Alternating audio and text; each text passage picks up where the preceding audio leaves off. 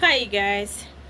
I'm going to tell you guys something about a few things that I've learned over time.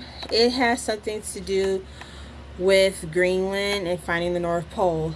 I know some history about those places. Remember, there was a map called the Adams chart that talked about time preferences and how people were able to make maps over time. Well, I don't have it on me right now, but I'm gonna show you guys something that I've learned that I think can help people with finding something better than the North Pole, and that is what happened in one of the constellations. And it is very important because if they can find the constellations, then they can find how big of a gigantic North Pole this is. People always want to find the North Pole. You're not going to find the North Pole for this reason, because in the past, many people who have tried to find it, they were able to go near the North Pole, but they weren't even close to touching where the base of the North Pole really was. The North Pole has something to do with the pillars that are coming out and from underneath to keep the earth in place. You have this axis that's spinning around constantly and around the sun.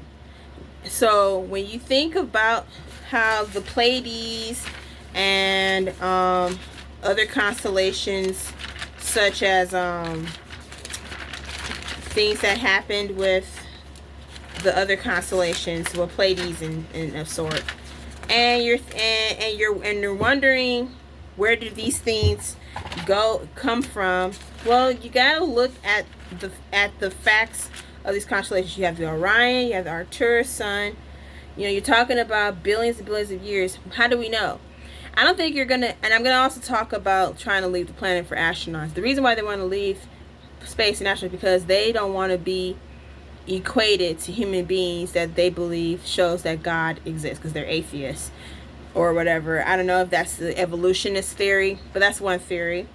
Plus, they don't believe that there's a different time period called the Sabbath, which is actually where people rest and animals calm down, and like they're controlled by the climate. Something that the climate does, that it, like radiation, it brings things to rest around the Sabbath, and that happens around the morning and the evening of each and every day because of its line of its axis and of how it goes around the sun.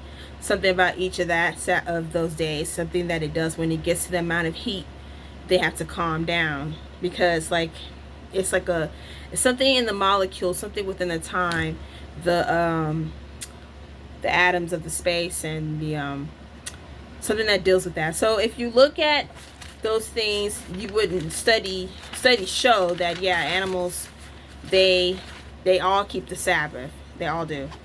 They don't hunt at those times. You notice that, and they don't do all kind of craziness. But what I will want to talk about is Mount Zion. When they talk about Mount Zion, something about the stars in the space, the Pleiades, the Orion, Arcturus. It's a tale of two truths. One being that they were talking about the North Pole, which is Mount Zion. I will say that Mount Zion is near the North Pole, but what it was back then, it's more like it's really deep, and it's more like what you see in the sky.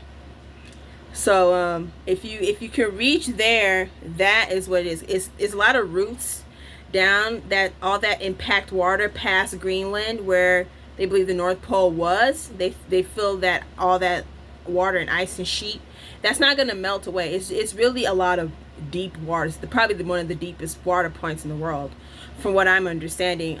What I'm looking at is the roots, how much Greenland and minerals and stuff is really deep, and all that stuff is actually mountain and big rock, and you can't go down there and think you could live long and everything, because it's high elevations of oxygen, and some of that, it burns off, and it can affect your molecules within our bodies. So you're gonna have to put on some important clothing. I would do what the astronauts are doing to get down there. I wouldn't just go down there with regular clothing like the explorers of like Matthew Henson, Taraji P. Henson's father, of the assistant of Matthew Perry, and not Matthew Perry, what's his name? Perry, yeah, Mr. Perry, the explorer of the 1800s expedition in the late 1800s, and he of one of other people. He had a expedition from 1898, I believe, around 1902. So he had a bunch of failed expeditions trying to reach there and trying to learn whatever he has learned from some ship that he was in on one of those found ships up there. I don't know where that boat is today, but you know, it would take more than boats to actually go down there. It would take submarines to actually go to the North Pole, because the North Pole is actually at the bottom of all that ice sheets and stuff. It's deep down in that ocean, and it's a lot of it is melted by now because of the radiation and the climate change. I would actually check those out, because all of that Arctic Ocean and the ice sheets and everything, that has gone for years. But the people of Greenland probably know, the Inuit people of noon, they are basically called noon people, because they come out in the noon. They don't come out in certain parts of the day, and they have different winter storms and all that. Well, you know what that is. So you know, there are people who understand the world on certain things and aspects, but that's just what I say, because the 12th most found parts of the world is probably in Greenland. That's the end of the world. They call it at world's end, the end of the world. It's a location. It's not actually about the end of time per se, but it states that it is the end of time, only because it's around noon. And I would think that they know that already. When they look at the constellations, they try to get a sense of time going around the sun. You see a lot of what goes on around time when you're around there, and how many times it goes around the sun. When you notice more about time when you're up in the North Pole. So that's what I'm talking about when they talk about merry time, or you know, when people are at the sea and they have to get their geography right. Columbus, he was crazy. He didn't understand about his time of geography in the 1500s or 1600s, whatever, including those of the time of 1700s. And you have the Mercator mark. I suggest looking at a lot of maps. They weren't geography correct, including Mercator. I'm sorry. Those guys don't know anything about their geography all the time, but they were able to get just a significant amount of information to say what it possibly would have looked like if the North Pole was there. They keep thinking there's a North Pole. There isn't a North Pole. There is a pillar, and there are things that are set to keep the times and the ozones correct. So those where people are divided parts, so you have north, south, east, and west, and you have the sense of time. You're not going to find it, but when you follow creation, the animals, and you see what the animals are doing, then you get a sense of the seasons and the times that you're in. Plus, we're not in normal times. It's impossible to figure out what time it is and how many seconds, how fast it goes, and how this and that. You can try, but you're going to be off a little bit for about half of the day and about 12 hours, because it's not always correct. People have a sense of time that they're going to think they're going to land or something. People who understand that, they have to go up in space. That's why you have NASA and all those people who understand the geography and how they see the Earth and everything, how it spins and everything. Yeah, to an extent, but when you go in the ocean, it's much harder. That's why they go out into space, because they can't go in the ocean when it's too much heat and radiation and all that all the time. But if you get used to seeing that, you're gonna hit a wall of ice, and that's gonna cause people, like how people in Titanic, to go deep down and have a tragedy and sink down there. I wouldn't go down there anyway. It's just impossible. It's impossible for people to keep going down there when they don't have any water or to go through, and there's just so many ice sheets. You're gonna end up losing a lot of oxygen as it is, and you're gonna make it worse for other people and put other people's lives in danger, including for those who go on Mount Everest. It doesn't make any sense to go up there. You're not gonna find anything. Or but for those who found Mount Everest, it's good to humble yourself. You're not gonna be able to find things up there and down there, or go far beyond what men think they can do. You're not going to be able to do that. You're not.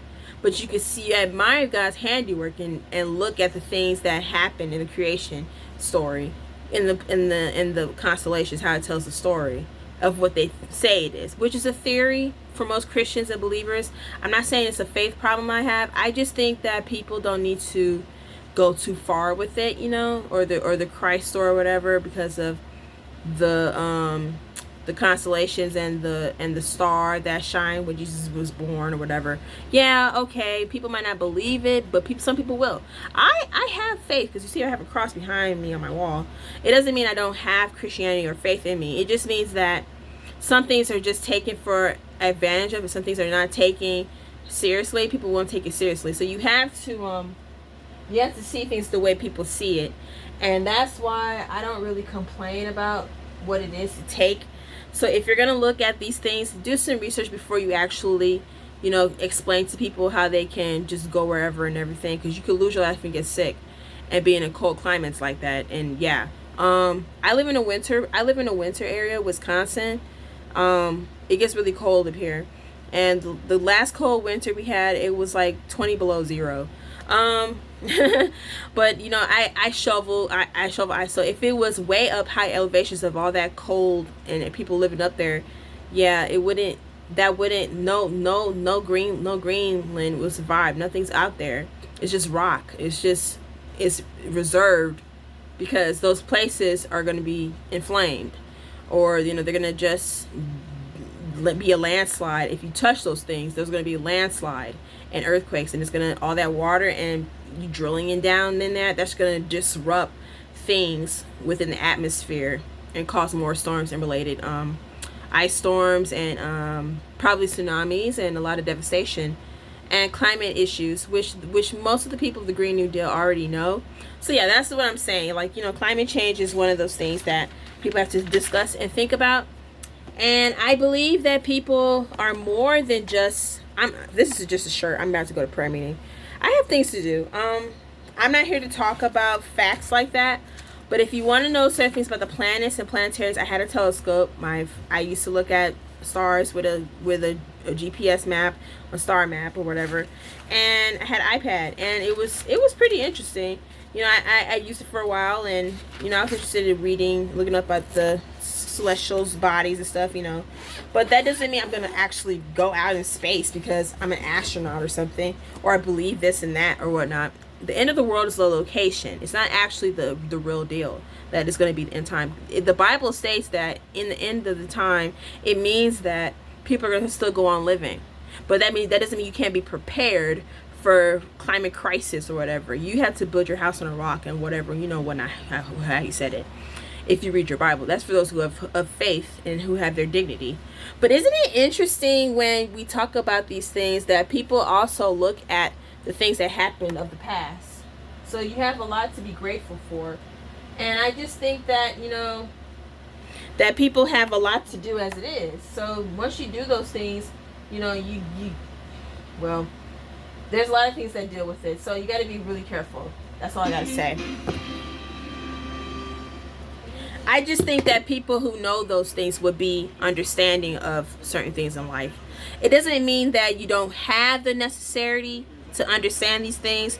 It just means you have to continue on looking into those things and those insights of what people say. So once you get those things done, then you'll be okay. Just take it seriously for what people say about the constellations and, geology and geography of location and things of where they are, because then you will know more about it. That's all I got to say.